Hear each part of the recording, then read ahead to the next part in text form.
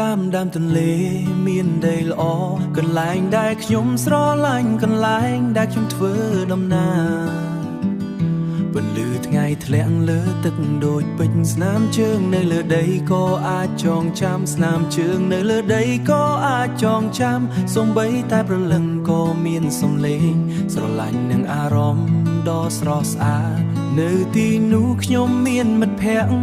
ជួបជុំគ្នានៅក្បែរទន្លេយើងនឹកឃើញនៅពេលវេលា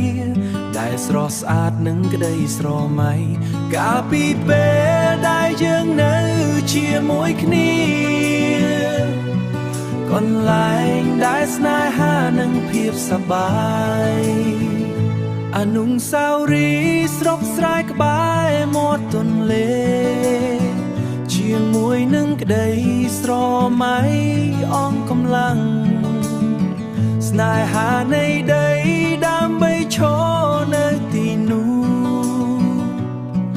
នៅទីដែលខ្ញុំអាចចងចាំ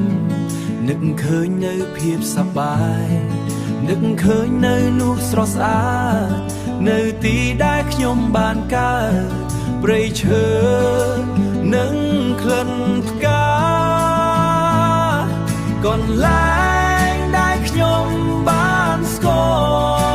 ល់ពេលវេលាជាការចាប់ផ្ដើ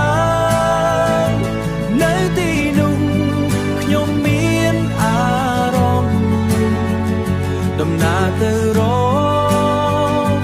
កន្លែងដែលយើងបានរំរឹងនៅក្បែរទន្លេជាមួយនឹងរំភើបអនុស្សាវរីយ៍ស្រុកស្រែក្បែរមាត់ទន្លេ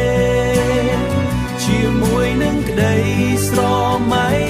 អងកម្លាំងស្នេហានៃដីដើម្បីឈរនៅទីនោះ